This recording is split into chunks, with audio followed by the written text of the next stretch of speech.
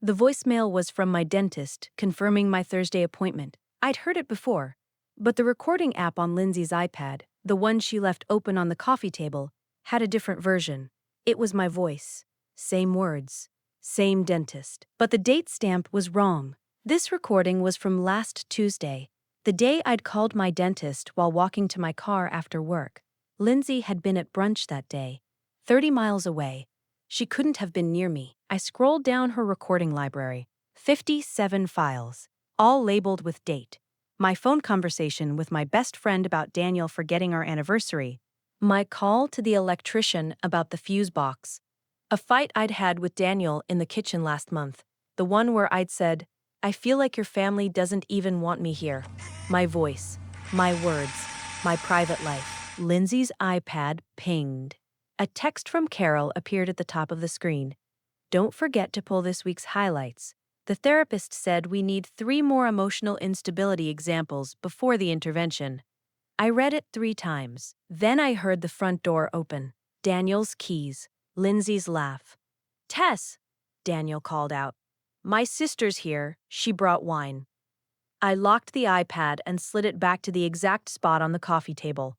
"Coming," I said. My hands weren't shaking. That's how I knew something had already changed. I didn't drink the wine. Lindsay poured me a glass of the expensive Malbec she knows I like. The same bottle she brought last Christmas. The same one Carol once said made me loosen up in a good way.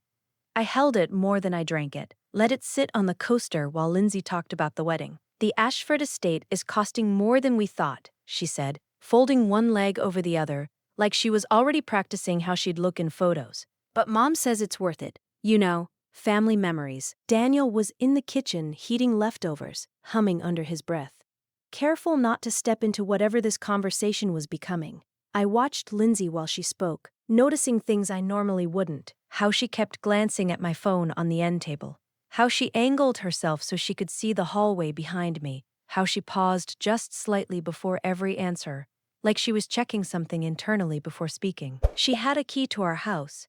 Just for emergencies, she'd said. She'd used it more than once when I wasn't home. Daniel had mentioned it casually once, Lindsay dropping something off, checking on a package. I hadn't thought much of it at the time. Now I wasn't so sure. "How's the venue deposit going?" I asked. "Handled," Lindsay said quickly.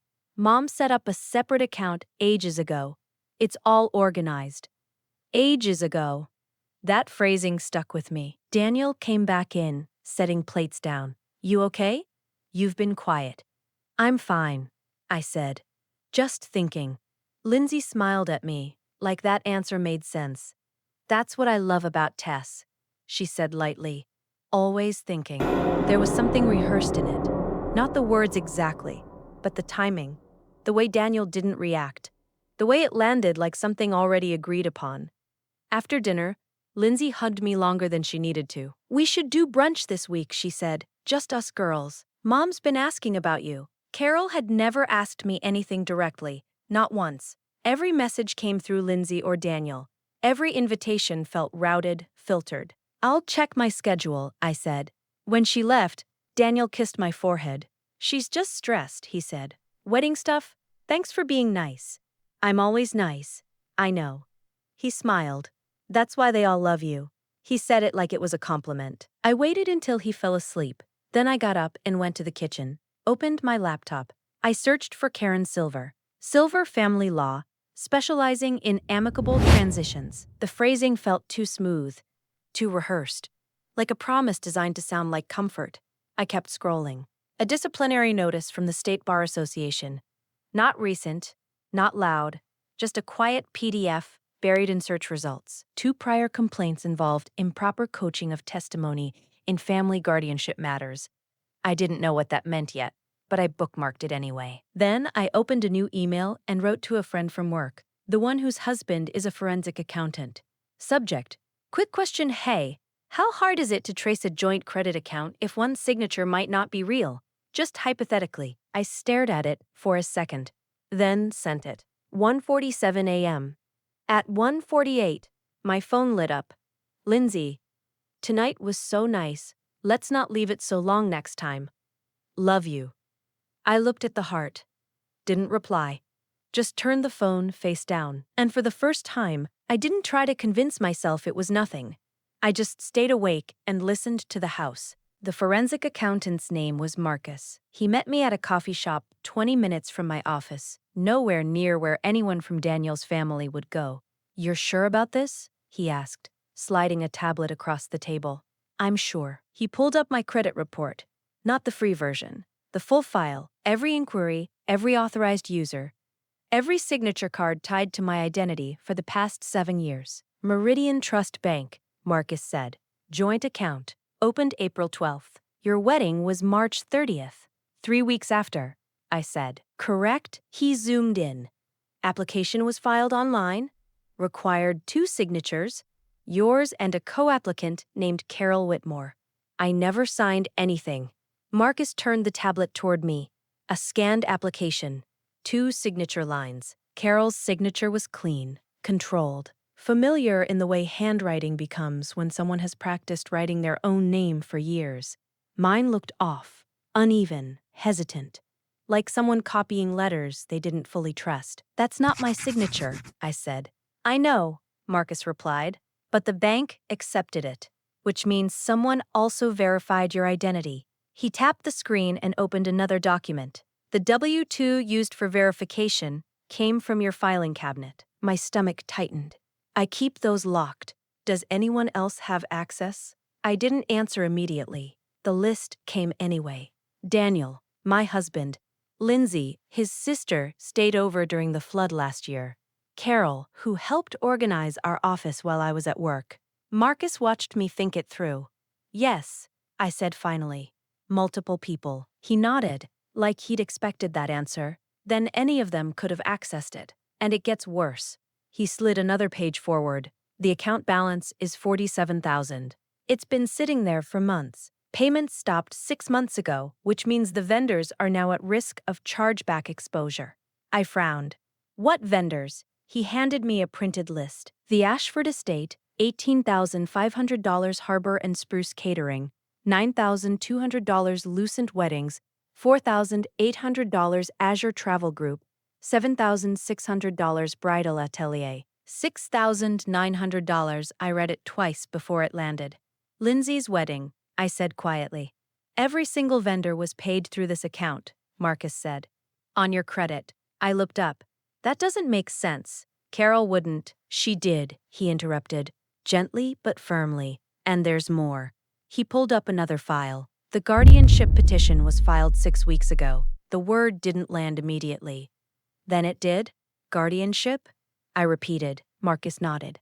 "She's claiming you have progressive cognitive decline, paranoid delusions, inability to manage finances." A faint, cold clarity started forming behind my ribs. "And the recordings?" I asked. "She's using them as supporting evidence." I leaned back in my chair. For a moment, I didn't speak, not because I was confused, because I was assembling something that no longer felt like coincidence. "Tess," Marcus said carefully, "you need a lawyer. Immediately." I looked down at the table. A coffee ring was spreading under my hand. "I know," I said finally. I picked up my phone and opened it, scrolled once, then twice. A contact name I hadn't thought about in years. Karen Silver. Family law. Guardianship cases. Reputation for amicable resolutions. I stared at the screen a moment longer than I meant to. Then I set the phone face down. "I'm going to handle this properly," I said. Marcus studied me. It wasn't a threat when I answered. "Not yet. It means I'm not letting them decide what happens to my life behind my back." I stood up. And for the first time since the iPad, I wasn't reacting anymore. I was planning. Karen Silver lived in a townhouse on Maple Drive. I found the address through property records. Her firm owned it, rented it to her at below market rate, a perk of being the founder. I didn't go to her house. I went to her office. The waiting room was beige, intentional, calming in the way spaces are designed to make people forget they're there to destroy their own lives. I sat for 45 minutes without an appointment. When the receptionist finally looked up, her expression shifted slightly. "Ms. Whitmore?" "I'm not Carol Whitmore," I said. "I'm Tess Brennan, her daughter-in-law." Recognition flickered across her face in a way I didn't like. Not surprise. Awareness. One moment. She disappeared into the back. 3 minutes later, Karen Silver appeared in the doorway. Late 50s. Dark blazer. Gray hair cut with precision that suggested control more than style. No warmth in her expression. Just assessment. "Come back," she said. Her office was built for deflection. Diplomas. Awards. A framed photo of a golden retriever that felt like a calculated softness. Nothing personal beyond that. No family. No clients. No mess. That should have been reassuring. It wasn't. "Carol doesn't know I'm here," I said. Karen sat down behind her desk, didn't offer me a seat. I took one anyway. "Miss Brennan," she began. "I found the group chat," I said. That stopped her. Not visibly, but enough that I saw her attention narrow. The one titled, "Mia Exit No Cole." I continued, "Except my name isn't Mia, it's Tess, so I'm assuming the code names were part of the strategy." A pause. Karen's hand shifted toward her mouse. "Don't delete anything," I said quickly. "I already submitted a bar complaint this morning." That got her attention in a different way. She didn't look surprised, just recalibrated. "I included screenshots," I added, slower now, "of messages where you instructed Carol on how to frame the recordings as concerned observations rather than surveillance." A beat. Karen's hand stopped moving. "New Hampshire Bar Association," I said, watching her carefully now. "Rule 8.4. Misrepresentation, dishonesty, conduct prejudicial to justice." "You've been reading," she said evenly. "I've been listening," I replied, "to what you all assumed I wouldn't understand." She leaned back slightly, took off her glasses. Not dramatic, just deliberate, like someone removing a filter. "What do you want?" she asked. There it was. Not denial, not defense, just negotiation. "Carol is your client," I said. "You drop her, today, in writing. I get a copy. And if I refuse," I hesitated for the first time, not because I didn't know the answer, but because I was still confirming it was real. Then I pulled out my phone. "I already flagged your prior disciplinary warnings," I said. Karen's expression tightened, just slightly. "2 prior complaints," I continued, more carefully now, "both involving coaching witness framing in guardianship cases." That landed. Not panic, but awareness of pattern recognition. I didn't elaborate further. I didn't need to. Karen looked at me for a long moment. Then she picked up her phone. "Carol," she said. Her tone shifted instantly. Practiced professionalism sliding into place. "We need to adjust strategy. Yes. Immediately. I'm withdrawing from representation." A pause. "No, I can't go into detail right now. You'll receive formal notice." She hung up. Silence filled the room after that in a way that felt heavier than conversation. Karen looked at me again. "Anything else?" I held her gaze for a moment longer than necessary. "There's an intervention planned," I said. "This weekend. Carol thinks it's still going ahead exactly as scheduled." Karen's eyes narrowed slightly. "And you're telling me this because I need it to happen," I said. A pause. That was the first moment her composure actually shifted. Not fear, but calculation. "If I warn her?" she asked. I didn't raise my voice. "I'll include your full role in my police report." That did it. Not the threat itself, but the clarity of it. Karen didn't answer immediately. She just looked at me as if deciding what kind of problem I was going to become. Then she said nothing at all. I stood up and left. Carol's house smelled like cinnamon and something rotting. I found the calendar in her home office. The room she'd always told me was off-limits because of sensitive paperwork. The door wasn't locked. It never needed to be. No one in this family disobeyed Carol, except now I was standing in front of her desk, phone camera ready, photographing every page of the color-coded nightmare. Week 1, 2, final recording compilation. Lindsay to handle. Week 3, present log to Daniel. Carol leads. Lindsay provides emotional support. Week 4, intervention at family home. Therapist present. Goal: Daniel agrees to the separation. Day 30, Karen files guardianship petition for financial control. Day 45, hearing. Carol testifies. Lindsay submits recordings. Day 60, Meridian Trust default. Tess's credit is destroyed. Day 90, settlement. Tess takes on debt. Carol takes the house. Day 120, Lindsay's wedding. Fully funded. Tess was not invited. The last entry made my stomach turn. Post-wedding, Tess removed. Estate secure. Daniel moves home temporarily. Lindsay handles his emotional recovery. They weren't just taking my money. They were taking my husband. They'd planned his grief like a catering menu. I photographed everything. The calendar, the handwritten notes, the folder labeled Tess Behavior Log contains printed transcripts of my private conversations. The receipts for the recording app subscription, paid annually by Carol, renewed 3 weeks before my wedding. Then I found the safe. Small, black. Behind a painting of Carol's mother, the code was her birthday. I'd watched Daniel type it in once when he was drunk at Christmas. Inside, my W-2 from 2 years ago, a photocopy of my driver's license, and a signed letter from a therapist I'd never met, Dr. Elaine Morris, stating that I exhibited patterns consistent with early-stage paranoid personality disorder. The signature was Lindsay's. I put everything back exactly as I found it. Then I walked into the living room where Carol was pouring tea. "You look pale," she said. "Are you feeling all right, Tess?" "I'm fine," I said. Just thinking about the intervention. Carol's hand froze over the teacup. "What intervention?" I smiled. "The one you're planning. Next weekend, right?" The color drained from her face.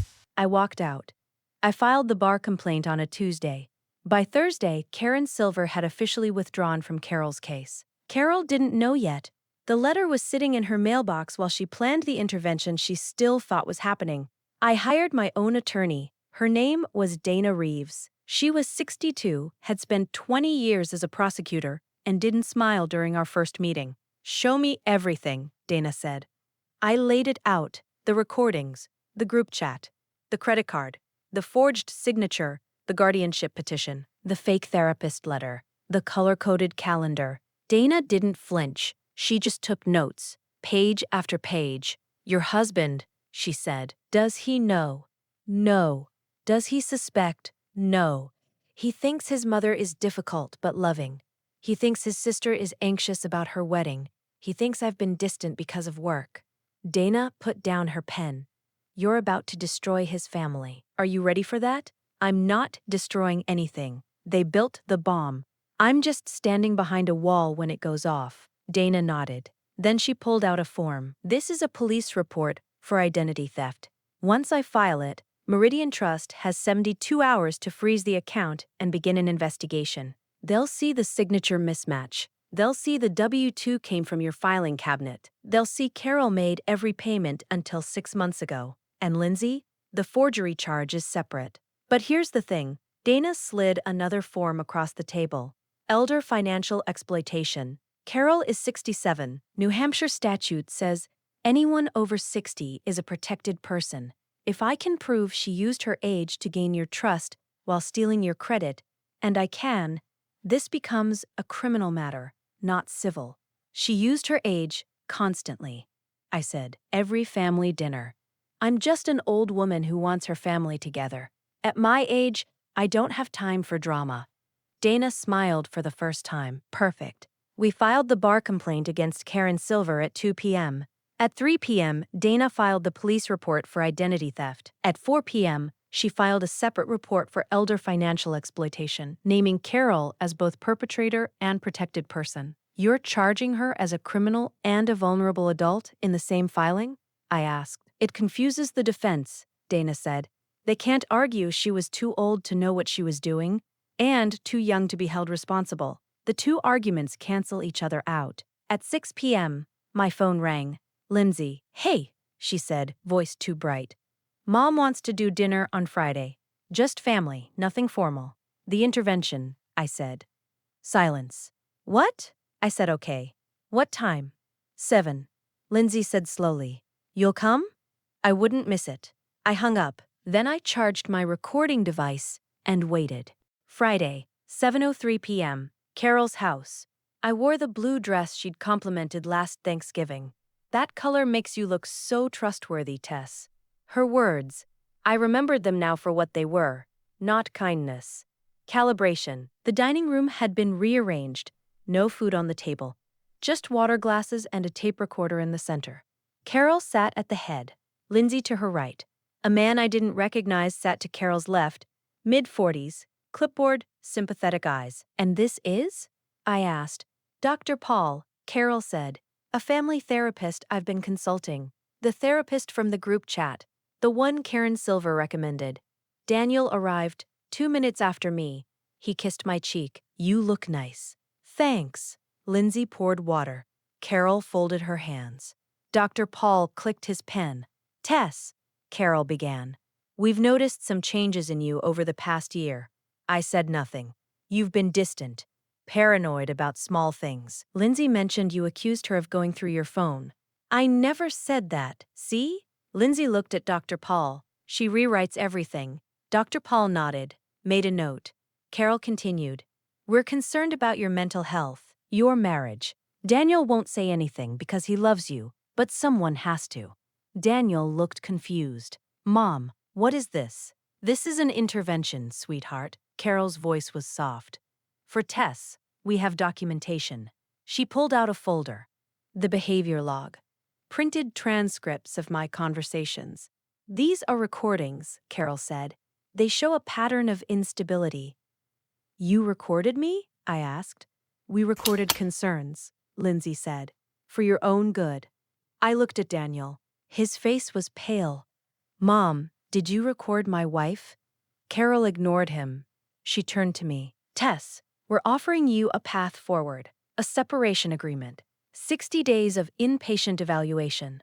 Then we revisit custody of, I don't have kids, yet." Carol smiled. "But you will, and we want to protect them." That was the moment.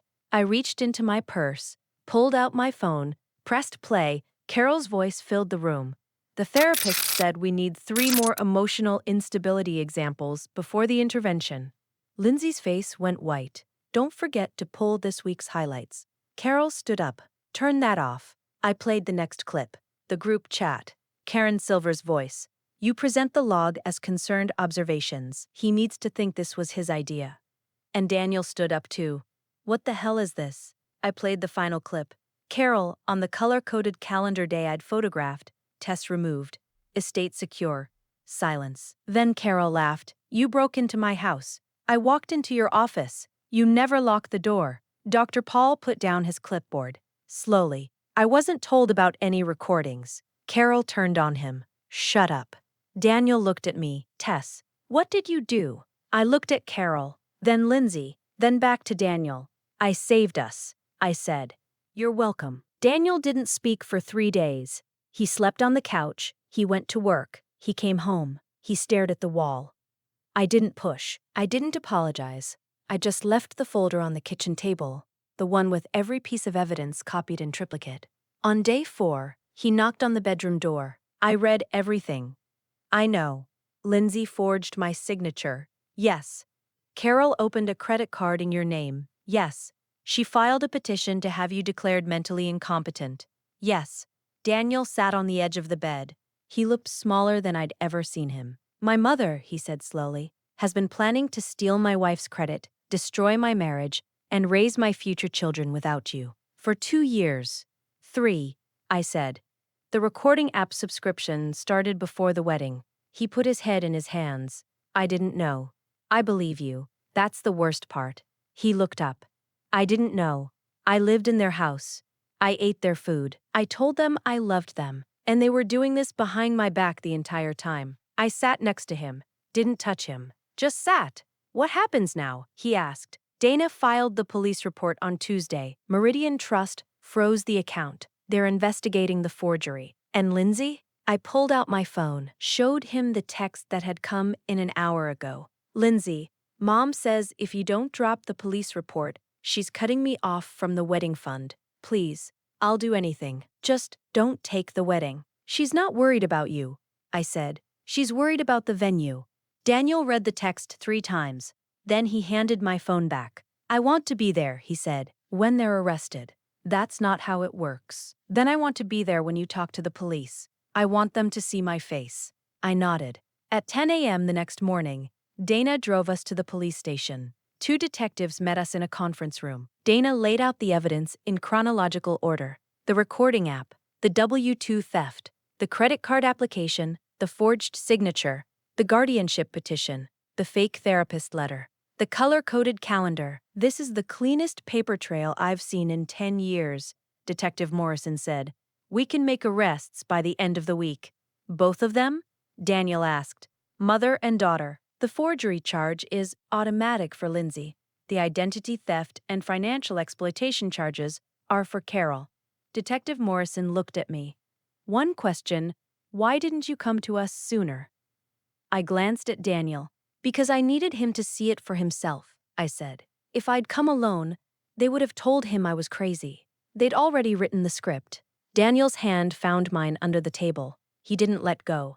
"The arrests happened on a Tuesday.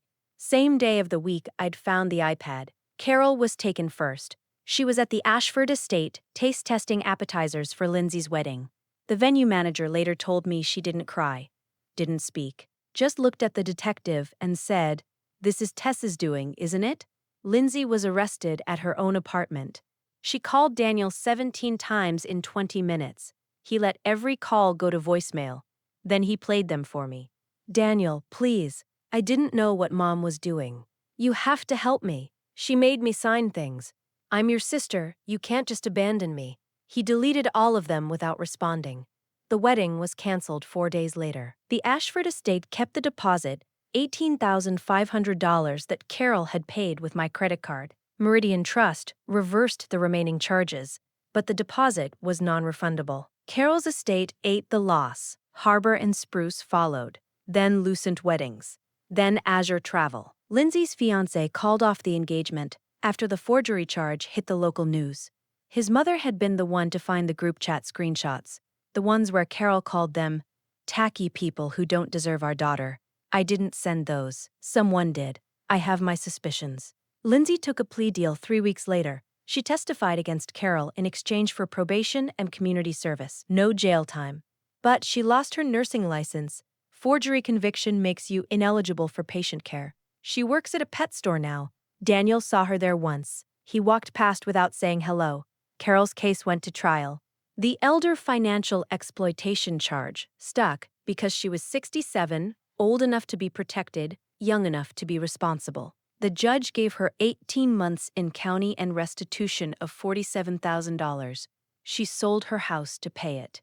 Moved into a 2-bedroom apartment in a town she'd always called depressing. Dr. Paul lost his license. The fake therapist letter traced back to a template he'd used for other clients. Karen Silver is under formal review. Her firm put her on leave. Daniel and I started marriage counseling 3 months after the arrests. The therapist asked why we stayed together. "Because she didn't lie to me," Daniel said. "Everyone else did. She just showed me the truth and let me decide." The therapist looked at me. "Because he chose me," I said. "When it cost him everything."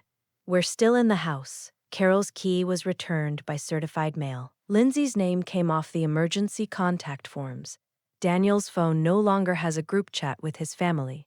Last night, he made dinner, burned the chicken, laughed about it. "You're making it weird," I said.